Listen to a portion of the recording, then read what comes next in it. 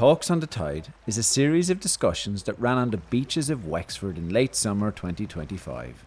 These talks were a companion piece to the House on the Beach exhibition by artist Nina McGowan that was displayed at Wexford County Council headquarters.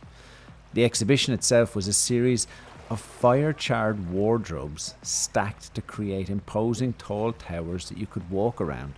The charring was done to expose the centuries-old carbon wrapped in these common household items. These talks on the Tide addressed different challenges of the ongoing climate emergency, presenting solutions and inviting discussion. A black charred kitchen table surrounded by 6 matching chairs was set up on the beach, and guest speakers were invited to talk to the theme of the day. All talks were chaired by Mary Coakley. We have a room on the beach, I suppose you would say, with this charred table and chairs. And the idea over the next 4 weeks is we have conversations at beaches, listening to people and, to hear different perspectives on the challenges and the approaches, solutions that we can take either individually or collectively. The beach at Rosslare Strand is the site for today's talk. Though the famous Wexican sunshine let us all down, and as the rain poured down, we eventually had to up sticks, and the welcoming Bill Kelly and the staff at Kelly's Hotel allowed us to continue our talk in more comfortable surroundings. More on that later. We did start off on the beach, and today's discussion was around the idea of creating a circular economy. The linear economy is about, taking materials, making something, using it maybe once or twice and getting rid of it, disposing it. And we're trying to move to this idea of creating something that is recyclable, that can be reused, that can be shared. Artist Nina McGowan explained the idea behind having these talks on beaches. And one of the reasons why we're having the conversations on the beach is because of the idea of the beach being a global borderland. It's the edge of our country, but it's actually a bridge that connects us to the entire world, and their beaches worldwide are very similar. Bonnie Fukumoto from Be Graceful Upcycles joined us today. She was actually loving the wet weather. I love the weather here. I don't care. Seriously, I don't care if it's cold, hot, wet, dry. I'm outside, so thank you so much. I think this is perfect weather. There was really good buy-in to today's talk. It felt really energized. In fact, just as we started to get going and the rain got heavier, a local swimming group walked past in their togs, heading into the embrace of a wild sea. Maybe it was seeing that display of courage that got everyone involved. That we're responsible for. We bring things in, we pay money for them. And so there's the idea of the exchange of value for an object, but really what I've been using for this exhibition are objects that are deemed of very little value at the moment, but in fact they're made from the most sustainable materials. The wood is the best material we can be building with because it's so versatile and it's holding carbon. What we're looking at here, that black is not paint, that's visible carbon that was breathed in by those trees when they grew. The objects in the show are containers for clothing, which is another source of pollution, and it's particularly for the sea, because the microplastics that are shed through washing. And in fact, the water takes, I think it's 80 litres for every pair of jeans that we make new.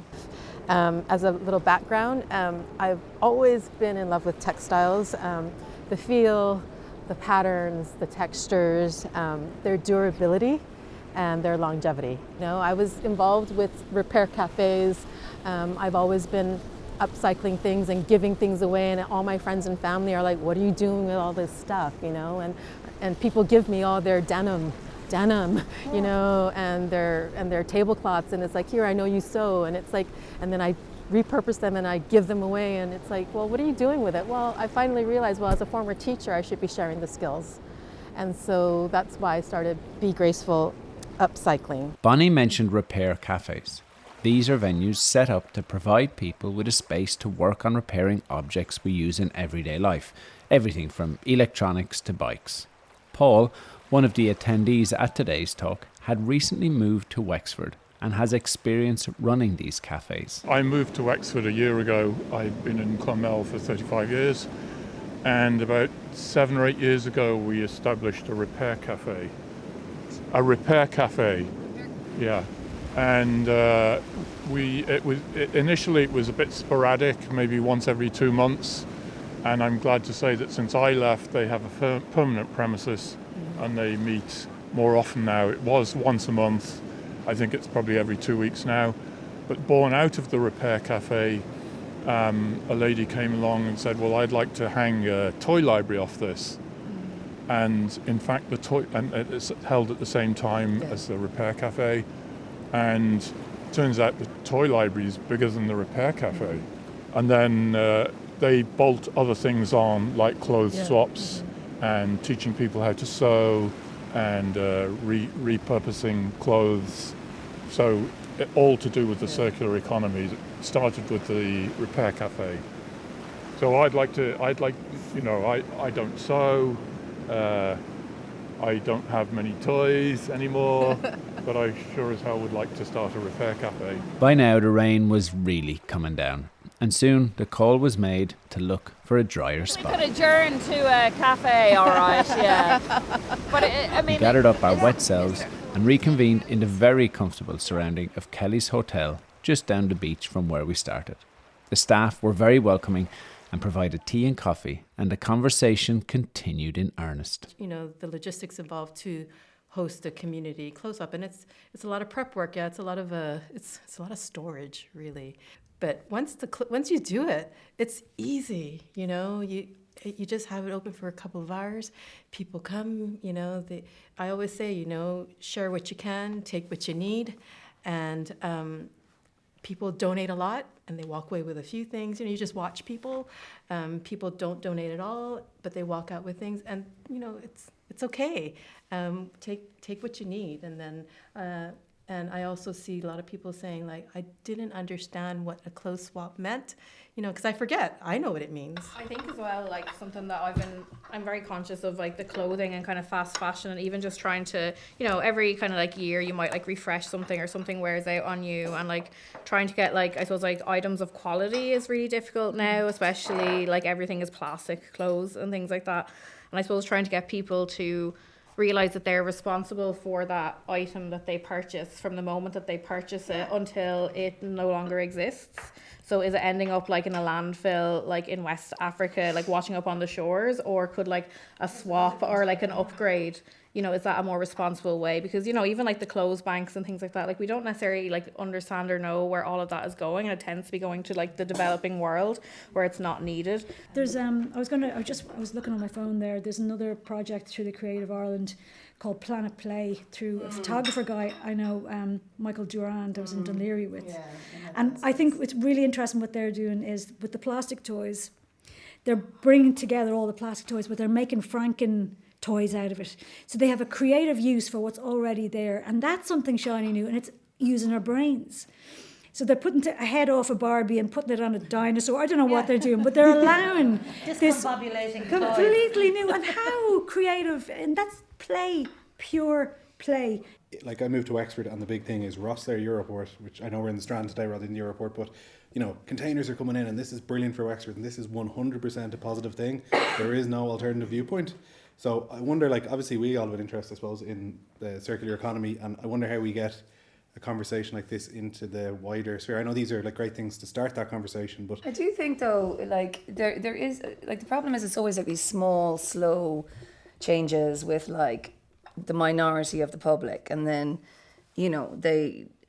Like, well, I've always bought in charity shops, and I remember when I was younger, there was no one in them, or the only people that would be in them would be, you know, non-Irish people who'd come over. And now you go into charity shops and like they're packed. The ones in Wexford are packed all the time, and there's some really good stuff that you can find. And then in the article, when your image of your work was in it, that weekend section of the Times had a whole thing, 3 pages, about these girls in Dublin repurposing furniture.